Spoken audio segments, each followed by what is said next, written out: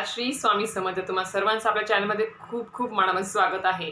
तर आज अष्टमी श्राद्ध आहे. आता जे काही पितृपक्ष सुरू झालेला आहे तर त्याच्यामधील आज अष्टमी श्राद्ध आहे.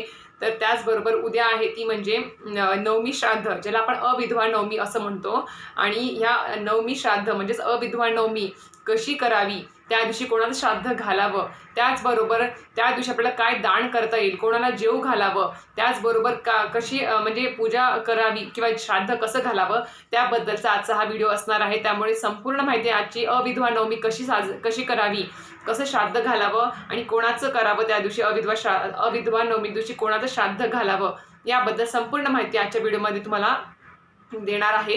तर नक्की व्हिडिओ पूर्ण बघा, मध्ये स्किप करू नका. तर उद्या आहे अविधवा नवमी म्हणजेच नवमी श्राद्ध. तर उद्या 7 ऑक्टोबर आलेला आहे, शनिवार आहे. उद्या अविधवा नवमी आहे.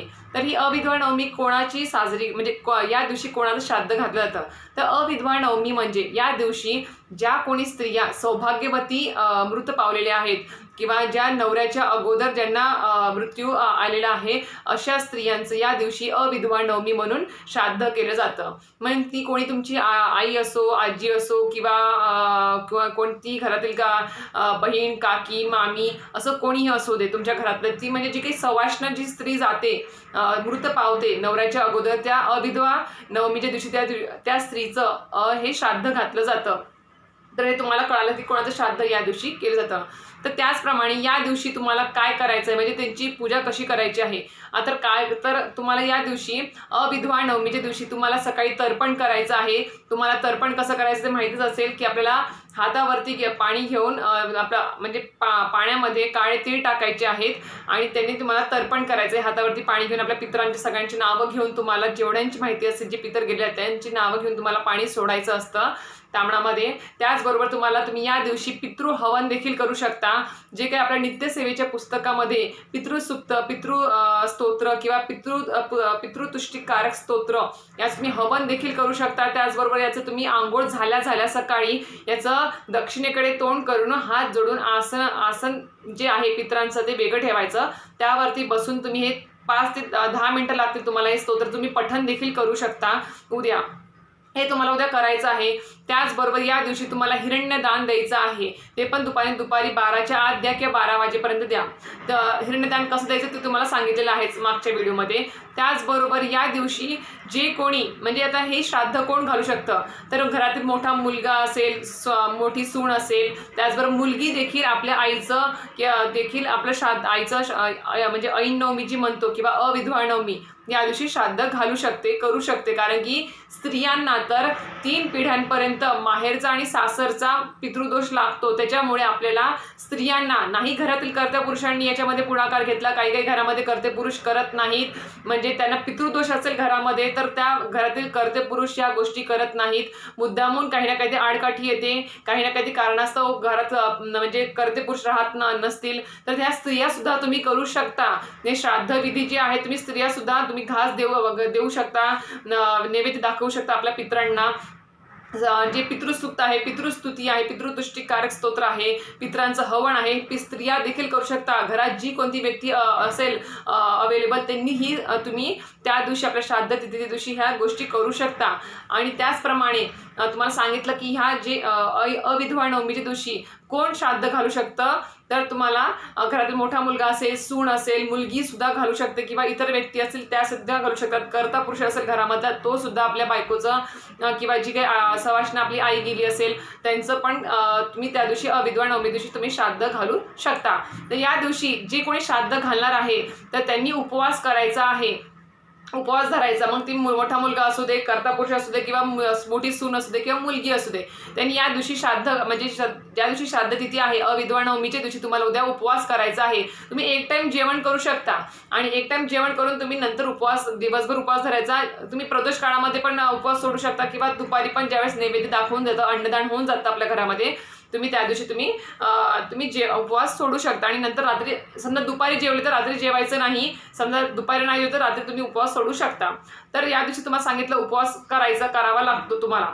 त्याचबरोबर या दिवशी तुम्हाला मांडणी कशी करायची आहे, तर जी कोणी घरातील व्यक्ती गेलेली आहे म्हणजे जी सवाष्ण जी स्त्री गेलेली आहे, मृत पावलेली आहे, त्या दिवशी तुम्हाला दक्षिणेकडे हिरवं वस्त्र अंतरायचं आहे. पुसून घ्यायची जागा, हिरवं वस्त्र अंतरायचं. त्यावरती जी सवाष्ण स्त्री गेली आहे तिचा तुम्हाला फोटो ठेवायचा असेल, घरात फोटो नसेल तर तुम्ही त्यांच्या नावाने तुम्ही सुपारी देखील ठेवू शकता त्यांच्या नावाची, तर तिथे तुम्हाला ते ठेवायचं आहे. त्यांना तुम्हाला धूप दीप सगळं ठेवायचं आहे. तुम्ही होत असेल तर तुम्ही या दिवशी तिळाच्या तेलाचा तुम्ही दिवा लावा तुम्ही त्यांच्याजवळ. अशा प्रकारे तुम्हाला मांडणी करून घ्यायची आहे. आणि या दिवशी तुम्हाला, ज्या दिवशी तुमचं म्हणजे अविधवा नवमीच्या दिवशी उद्या तुम्हाला सांगितल्याप्रमाणे सकाळी तुम्हाला पितृतर्पण करायचं आहे, पितृहवन करू शकता किंवा सुक्त पितृदृष्टिकारक स्तोत्र हे तुम्ही पठण करू शकता. आंघोळ झाल्या देवपूजा करायच्या अगोदर तुम्हाला हे स्तोत्राचं पठण करायचं आहे. तर हे झाल्यानंतर तुम्हाला पंचमहायज्ञ देखील उद्या करायचा आहे. तो देखील झाला तर त्यानंतर तुम्हाला सांगितलं की तुमचा जो काही नैवेद्य आहे तो नैवेद्य तुम्हाला बरोबर दुपारी 12 वाजता तुम्हाला हा नैवेद्य तुम्हाला दाखवायचा आहे आपल्या पितरांना. आणि 12च्या नंतर पण नाही, 12च्या आधी पण नाही, बरोबर दुपारी 12 वाजता हा नैवेद्य तुम्हाला तुमच्या जी सवाष्ण स्त्री मृत पावलेली आहे अविधवा नवमीच्या दिवशी तुम्हाला त्यांना नैवेद्य दाखवायचा आहे. हा नैवेद्य दाखवल्यानंतर तुम्हाला नैवेद्य कसं दाखवावा, तुळशीपत्र प्रत्येक जे पदार्थावर ते ठेवावे. आणि ताट ठेवायच्या अगोदर खाली आपल्या भरीव चौकोन आपण आपल्या परमेश्वराला म्हणजे गुरूंना करतो, देवी देवतांना करतो जेवणास ताट दाखवताना त्यांना, पण आपल्या पितरांना जेवणास ताट म्हणजे किंवा नैवेद्य दाखवताना आपल्याला गोल मंडल करायचं आहे पाण्याचं आणि त्यावरती ताट ठेवायचं आहे. प्रत्येक जे काही पदार्थ आहे त्याच्यावरती तुम्हाला तुळशीपत्र ठेवून त्यांना दाखवायचं आहे. अशा प्रकारे नैवेद्य दाखवायचं दक्षिण दिशेकडे तोंड करून तुम्हाला. आणि तो नैवेद्य दाखवल्यानंतर तुम्हाला तो नैवेद्य एकदा तुम्ही कावळ्याला ठेवू शकता, स्वतः खायचा नाही आहे, कावळ्याला ठेवायचा आहे किंवा तुम्ही गाई असेल तर गाईला दिलं तर अतिउत्तम, त्यांच्या मुखामध्ये गेलं तर अतिउत्तम असेल. अशा प्रकारे तुम्हाला करायचं आहे. आणि या दिवशी तुम्हाला घरामध्ये श्राद्ध विधीच्या दिवशी पितृ म्हणून तुम्हाला सवाष्ण स्त्री, कारण की आपण सवाष्ण स्त्रीचं अविधवा नवमी दिवशी श्राद्ध घालतो, तर आपल्याला सवाष्ण स्त्रीच या दिवशी पितृ म्हणून गण म्हणून आपण जेवू घालायचं असतं. तर जी कोणी सवाष्ण स्त्री घरी येणार आहे जेवायला, त्याचबरोबर तुम्ही शेजारी पाजारी इतर जे काही व्यक्ती असतील त्यांना पण जेवू घालू शकता. अन्नदान करायचं आहे, दान धर्म करायचं आहे या दिवशी. पण तुम्हाला गण म्हणजे सवाष्ण स्त्री जी गेली आहे तिच्या नावाचं गण जे असतं ती तुम्हाला सवाष्ण स्त्रीच जेवू घालायची आहे एक. ती आल्यानंतर तुम्हाला तिला तिचे पाय धुवायचे आहेत, तिला पाय धुवून तिच्या पायावर तुम्ही स्वस्तिक काढू शकता, हळद कुंकू लावू शकता. त्याचबरोबर तुम्ही तिला कपाळी पण हळद कुंकू लावा, तिला नमस्कार करा आणि तिला आसनस्थ जेवायला बसवा. त्यानंतर जे काही तुम्ही पदार्थ घरामध्ये केलेले आहेत ते पदार्थ तुम्ही तिला जेवू घाला, म्हणजे तुम्ही त्यांना जेवणास ताट द्यायचं आहे. ते तृप्त झाल्यानंतर त्यांना कुठल्याही प्रकार त्रास होणार नाही याची काळजी घ्यायची आहे, कारण की त्या पितृंची गण म्हणून आपल्या घरी सवाष्ण जेवायला आलेली असते. ते झाल्यानंतर तुम्हाला त्यांना सवाष्ण स्त्री जी येते ती तिची तुम्हाला खना नारळाने ओटी भरायची आहे. हिरवं ब्लाऊज पीस घ्या, यथाशक्ती दान द्या. जर तुमची परिस्थिती चांगली असेल तर तुम्ही तिला पायातली चप्पल असेल, हिरवी साडी असेल, त्याचबरोबर तुम्ही तिला बांगड्या, हिरव्या बांगड्या, त्यानंतर तुम्ही गळ्यातले जे काही आपले काळे मणी असतात ते मणी देऊ शकता. किंवा तुम्ही सोन्याचं, जर तुमची परिस्थिती चांगली असेल तर तुम्ही सोन्याचे मणी देखील तिला त्याच्यावरती त्या ओटीमध्ये देऊ शकता. साडीवरती ठेवून नारळ ठेवायचा आहे. गजरा जी असते, गजरा आपल्या वेणी असते ती वेणी द्यायची आहे. टिकल्या देऊ शकता किंवा कुंकू ठेवू शकता, अशा जोडवी देऊ शकता.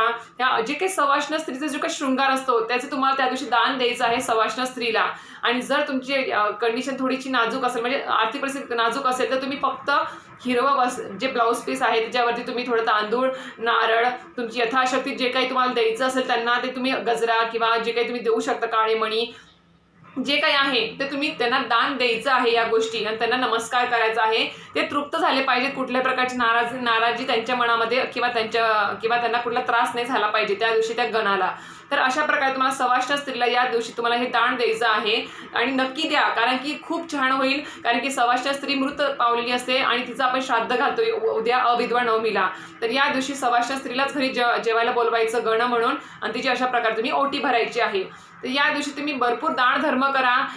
ब्राह्मणाला त्यांच्या नावाने हिरण्य दान द्या, 1.25 पावशेर पेढे, 11 रुपये दक्षिणा आणि तुम्ही जानवं जोड देऊ शकता. अशा प्रकारे देऊ शकता. आणि त्याचबरोबर मी एका व्हिडिओमध्ये सांगितलेलं आहे, ज्या दिवशी आपल्या घरामध्ये श्राद्ध तिथी आहे, मग ती अविधवा नवमीची असू दे, सवाष्ण स्त्रीची असू दे किंवा इतर जे काही आपल्या पितरांची सप्तमी अष्टमी असेल किंवा प्रथमा असेल, जे काही असेल, आता दशमी असेल, तर त्या दिवशी तुम्हाला सांगितल्याप्रमाणे मागच्या व्हिडिओमध्ये आपण नैवेद्य ताट दाखवतो त्याच्या आधी थोडंसं आपल्याला काय करायचं आहे तिथे दाखवायचं आहे. पण त्याच्या आधी आपण कसं नाश्ता करतो त्याचप्रमाणे आपल्या पितरांना सुद्धा नाश्ता द्यायचा असतो. तर तो नाश्ता पण द्यायचा आहे. कशा प्रकारे, एक चपाती घ्यायची, गोल चपातीवर थोडा भात ठेवायचा, भातावरती शुद्ध गाईचं तूप टाकायचं आणि त्याच्यावरती फक्त 5-6 काळे तीळ टाकायचे. आणि तुम्हाला मागच्या व्हिडिओमध्ये सांगितलं आहे की एक माळ जो मंत्र मी सांगितला त्या माळाची एक मंत्र माळ जप करायचा आहे. दक्षिण दिशेकडे तोंड करूनच ह्या गोष्टी करायच्या आहेत, कारण की आपल्या पितरांची दिशा ही दक्षिण दिशा असते. तर अशा प्रकारे तुम्हाला या दिवशी एक माळ जप त्या मंत्राचा करायचा आहे. परत मी याच्या डिस्क्रिप्शन बॉक्समध्ये तो मंत्र देईल तुम्हाला. उद्या पण ही तुम्ही ही जी आहे विधी ती कराच. आणि माळ पूर्ण झाल्यावरती ती माळ त्या नैवेद्याला टच करायची आहे. जी चपाती, भात, तूप आणि 5-6 काळे तीळ आहे त्याला टच करायची आहे. आणि तो नैवेद्य पण तुम्हाला आपल्या म्हणजे जे काही पितृ किंवा द्यायचं आहे कावळ्याला किंवा गाईला ते तुम्ही देऊ शकता. आणि नैवेद्य स्टार्ट जे काही आपण घरात पदार्थ केले ते पण दाखवायचं आहे. अशा प्रकारे तुम्हाला उद्या अविधवा नवमीचं श्राद्ध घालायचं आहे. ज्या काही स्त्रिया गेल्या त्यांच्या नावाने तुम्ही इतर धार्मिक स्त्री पण अन्नदान म्हणजे दान धर्म करू शकता अशा प्रकारे. आणि उद्या नक्कीच आवर्जून उद्या संध्याकाळी किंवा दिवसभर जरी दक्षिण दिशेकडे तोंड करून एक कणकेचा दिवा, त्याच्यात तिळाचं तेल टाकून तुम्ही दिवा देखील लावू शकता. आणि तिथे म्हणजे तांदळावरती तो दिवा ठेवायचा आहे, खाली जमिनीवर ठेवू नये. तांदूळ घ्यायचे, तांदळावरती तुम्हाला तो दिवा ठेवायचा आहे. आणि तुम्ही तिकडे म्हणजे दक्षिण दिशेकडे त्या दिव्याकडे तोंड करून तुम्ही ओम पितृदेवताभ्यो नमः, ओम पितृदेवताभ्यो नमः याची एक माळ करू शकता. किंवा मनोभावे तुम्हाला जेवढं होईल शक्य तेवढं तुम्ही हे मंत्रोच्चार करू शकता. त्याचबरोबर तुम्हाला उद्या आपल्या पितरांना, उद्याच अविधवा नवमी आहे म्हणून नाही, तर जेवढं आपल्या पितृपक्षामध्ये तुमच्या ज्या काही तिथी आहेत किंवा रोज पितृपक्षात आपल्या गुरूंना, आपले गुरु जे स्वामी महाराज आहेत त्यांना, आपल्या गणपती बाप्पांना किंवा इतर देवी देवतांना, कुलदेवींना, कुलदेवतांना प्रार्थना करायची आहे की आमचे जे काही पितृगण गेलेले आहेत त्यांना काही वरती त्रास होऊ नये, त्यांच्या आत्म्यात शांती लाभावी, त्यांना मोक्ष प्राप्ती मिळू दे, त्यांना सद्गती मिळू दे, अशी आपल्याला त्यांना प्रार्थना करायची आहे आपल्या देवी देवतांकडे. तर अशा प्रकारे उद्या आपल्या अविधवा नवमी ही साजरी म्हणजे श्राद्धविधी घालायचा असतो. तर नक्की ज्यांना कोणाला माहिती नसेल तर त्यांच्यापर्यंत हा व्हिडिओ नक्की पोहोचवा, शेअर करा. नाही शेअर करता तर तोंडी सांगा. पण अशा प्रकारे तुम्हाला उद्या अविधवा नवमी ही म्हणजे करायची असते, श्राद्ध घालायचं असतं. आणि कसं कोणाचं घालावं, काय नैवेद्य तुम्ही जो कराल तो यथाशक्ती ठेवायचा, कशा प्रकारे ठेवायचा, काय सेवा करायची या दिवशी, नंतर काय म्हणजे दान धर्म करावा, जी काही गण आपल्या घरी येतात त्यांना काय दान द्यावं, याबद्दल संपूर्ण माहिती तुम्हाला आज व्हिडिओमध्ये दिलेली आहे. आणि व्हिडिओ जर तुम्हाला आवडला असेल तर नक्की मला कळवा कमेंट बॉक्समध्ये. आणि व्हिडिओ आवडला असेल तर नक्की मला लाईक करा, शेअर करा आणि सबस्क्राईब करा. श्री स्वामी समर्थ.